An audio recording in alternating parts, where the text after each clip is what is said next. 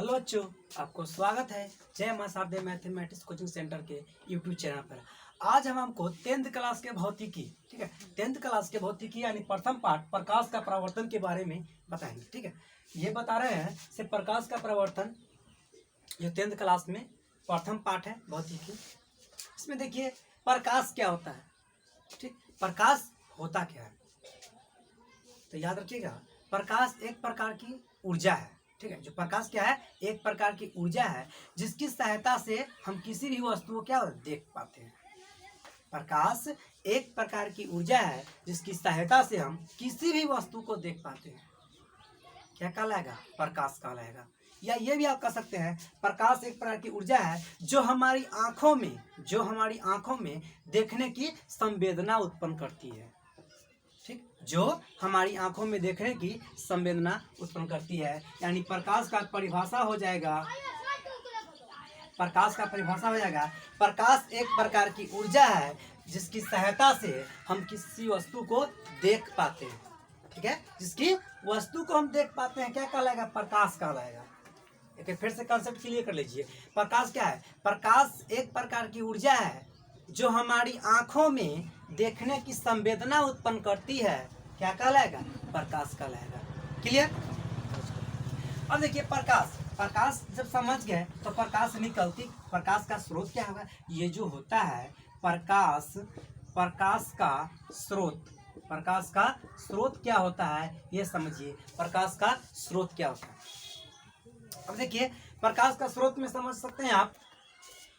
प्रकाश का स्रोत समझिए। प्रकाश समझ गए से प्रकाश एक प्रकार की ऊर्जा है जिसकी सहायता से हम किसी वस्तु को देख पाते हैं या जो हमारी आंखों में देखने की संवेदना उत्पन्न करते से आइए हम आपके जो प्रकाश को आप देख सकते हैं। प्रकाश, ठीक है, प्रकाश से हम किसी वस्तु को देख सकते हैं, ये भी कह सकते हैं। अब आता है प्रकाश का स्रोत। तो याद रखिएगा, जिस वस्तु से प्रकाश निकलती है, ठीक है, जिस वस्तु से प्रकाश निकलती है वह क्या कहलाएगा? प्रकाश का स्रोत। जैसे अब समझ सकते हैं, देखिए प्रकाश का स्रोत पर पहला प्रकाश का डिफरेंस समझ गए।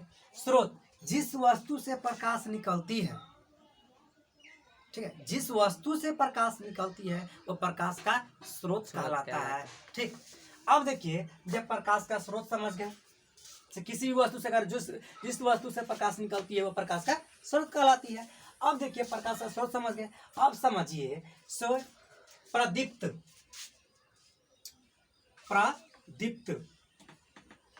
प्रदीप्त वस्तु कह सकते हैं आप या प्रदीप्त पिंड कह सकते हैं। प्रदीप्त वस्तु क्या होता है समझिए।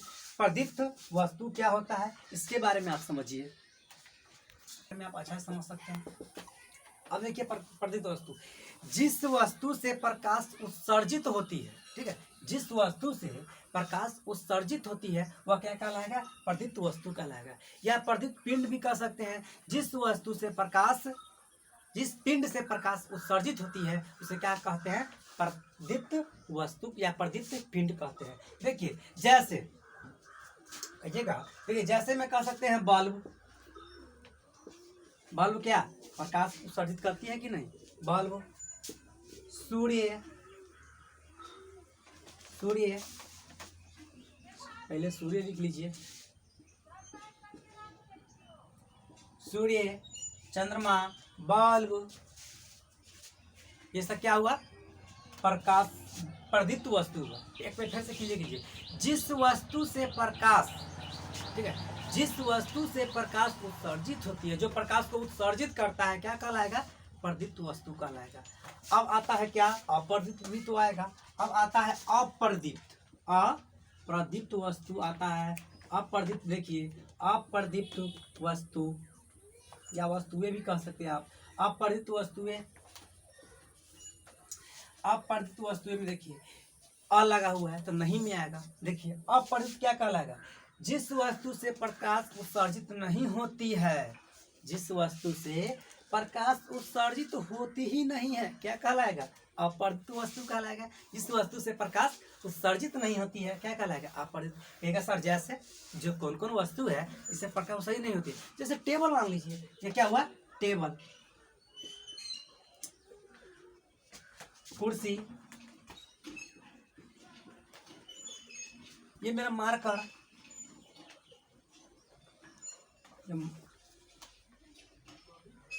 मार्कर मार्कर लिखा है, बस।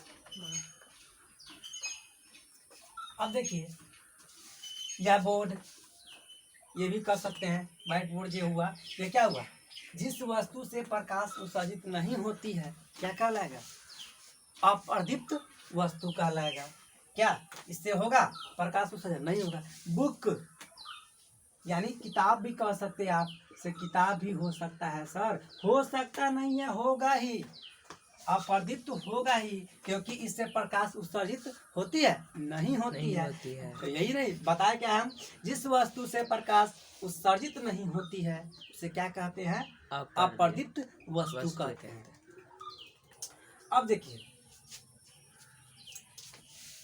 प्रकाश के बारे में समझ गए आप, स्रोत समझ गए, प्रदीप्त समझ गए, अपरदीप्त वस्तु समझ गए। अब बता रहे हैं अब हम आपको से जो परावर्तन, इसमें जो अब आते हैं प्रकाश, ये इतना समझ गए। अब आते हैं प्रकाश का परावर्तन। अब देखिए अब आता है क्या, प्रकीर्णन।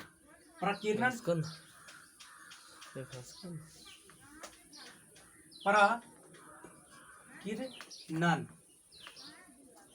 अब आता है क्या, प्रकीर्णन। प्रकीर्णन के बारे में समझिए, प्रकाश के परावर्तन है, प्रकीर्णन के बारे में समझिए। ये क्या होता है, जिस वस्तु अगर प्रकाश निकलती है, सूर्य से प्रकाश निकलती है, ठीक है, प्रकाश क्या सूर्य से निकलती है, जब निकलती है तो विकृत हो जाती है, यानी विकिरण हो जाती है। क्या हो जाती है, विकिरण हो जाती है, विकिरण हो जाती है। जब प्रकाश निकलती है तो विकिरण यानी अलग अलग छिट जाएगी, छितरा जाएगी, तो क्या कहलाएगा, प्रकीर्णन कहलाएगा। ठीक है, अलग अलग छिटराने जो प्रक्रिया होती है, मतलब जो अलग अलग जो बिखर जाएगी वह क्या कहलाएगा, प्रकीर्णन कहलाएगा। अब आता है किरण।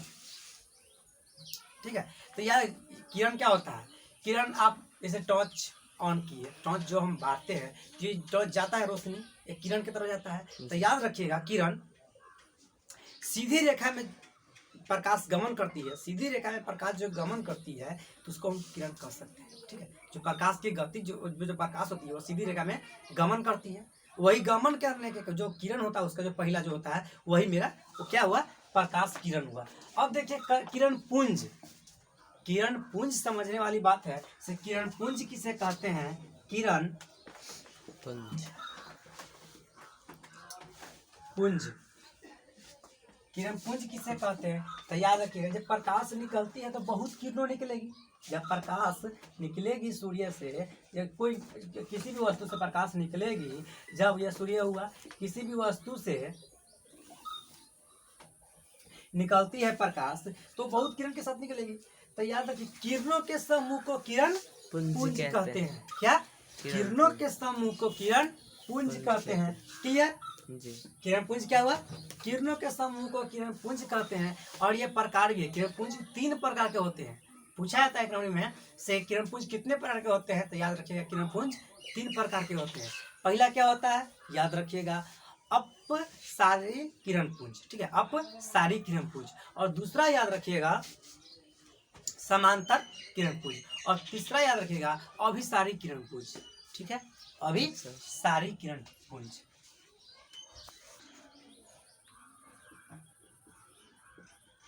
किरण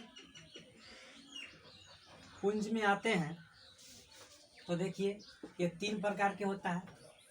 पहला में हो जाएगा अपसारी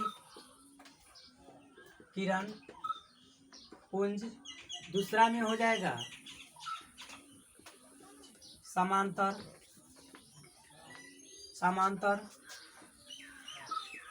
किरण पुंज, तीसरा में हो जाएगा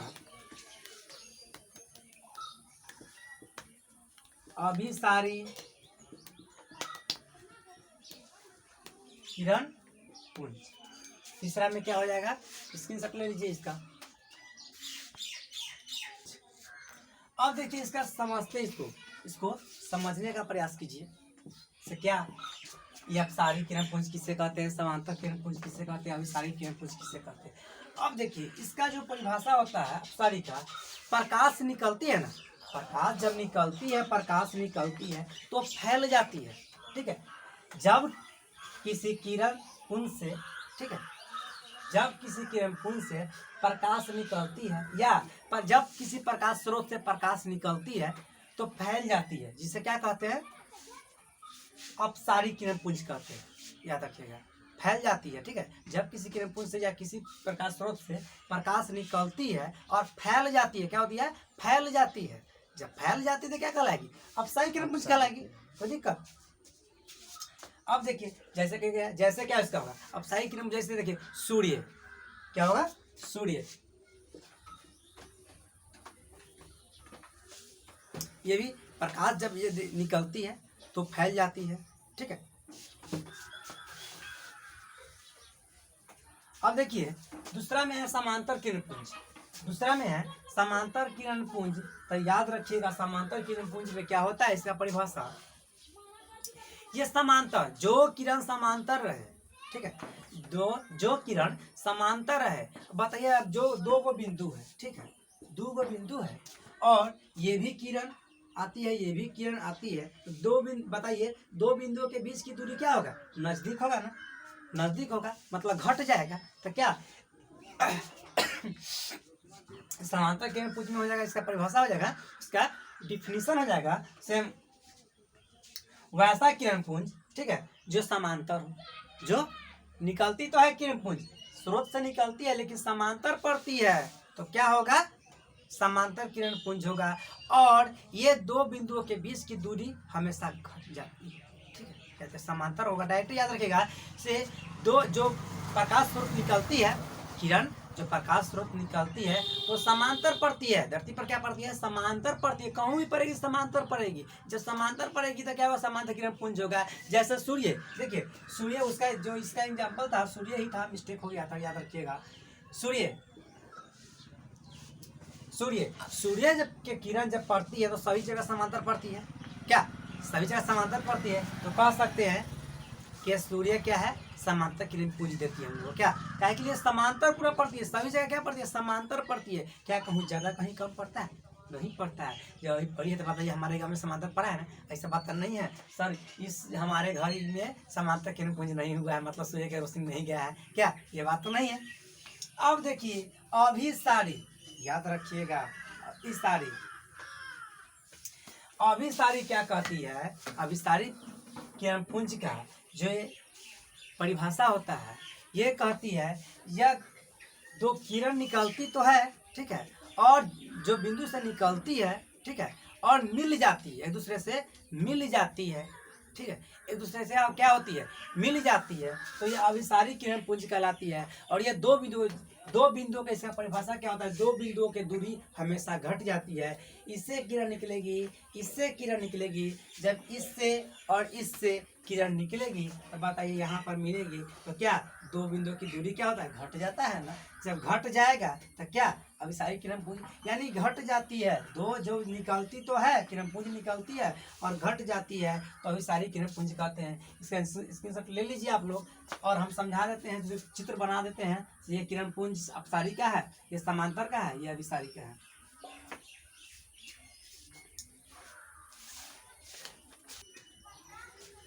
ये देखिए अपसारी किरण पुंज का ये हुआ, क्योंकि हम बताए थे दो बिंदु से जो किरण पुंज निकलती है और फैल जाती है, देखिए निकल तो रही है, फैल जाती है, ये हो गया, सॉरी ये हो गया समांतर, इसका क्या होता है, समांतर होता है, इसका समांतर का ये हो गया। अब देखिए अभिसारी किरण पुंज, अभिसारी किरण पुंज हम बताए हैं, ये क्या होती है, निकलती है और एक बिंदु पर आकर मिलती है, ठीक है, जो कि प्रकाश निकलती है एक बिंदु पर जाकर मिलती है, तो क्या कहलाएगी, अभिसारी किरण पुंज। और अभिसारी किरण पुंज का देखिए ये निकली है, प्रकाश जो निकली तो इस बिंदु पर आकर मिली है ना, तो क्या हुआ, अभिसारी का हो गया। याद रखिएगा जिस प्रकार ये हुआ और इस पर से प्रकाश निकली है, यहाँ से प्रकाश मिली है और इस पर आके क्या हुआ है, मिली है, ठीक है, इस पर आके क्या हुआ, प्रकाश मिली है, तो क्या हुआ, अभिसारी किरण पुंज हो गया, ठीक है। अब देखिए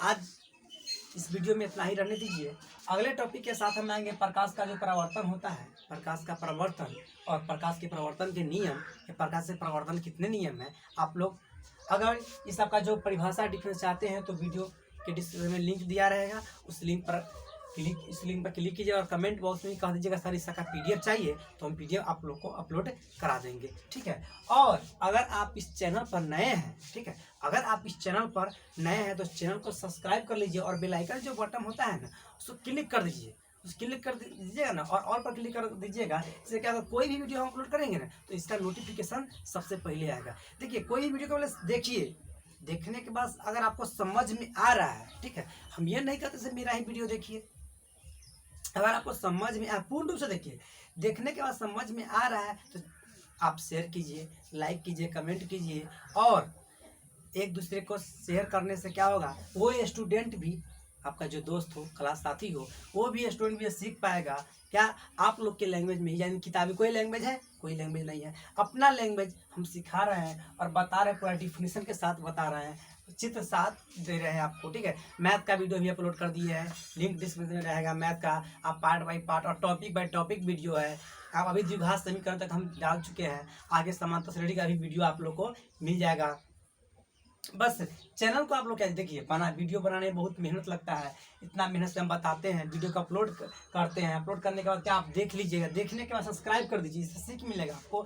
और आने एग्जाम जो 2000, देखिए अभी लॉकडाउन है, क्या भारत में पूर्ण रूप से अभी शिक्षा व्यवस्था पूरा बाधित है और स्टूडेंट्स सब अपने घर पर मेहनत कर रहे हैं, सेल्फ स्टडी ऑनलाइन क्लास कर रहे हैं। ऑनलाइन करने तब क्या है, ऑनलाइन से आपको क्या है, पेमेंट करना पड़ेगा, ऑनलाइन पे अधिकांश पेमेंट करना, पेड कोर्स है तो हम पेड कोर्स तो नहीं चला रहे हैं, बस हम आपको ये बता रहे हैं कि यूट्यूब पर हम टॉपिक बाई टॉपिक का वीडियो अपलोड कर रहे हैं। उससे क्या होगा, आप क्लिक करके पढ़िए, उससे वीडियो को देखिए, सवाल बताते हैं और आपको हम प्रकाशन का नाम बताते हैं, प्रकाशन का ये सवाल आप बना सकते हैं, इसमें एक्सरसाइज बताते हैं, इससे बना सकते हैं। अगर आपको दिक्कत होता है तो कंप्लेंट कर दीजिए, ठीक है, सर ये सवाल हमसे नहीं बना, तो कमेंट कीजिए सर ये सवाल हमसे नहीं बना है,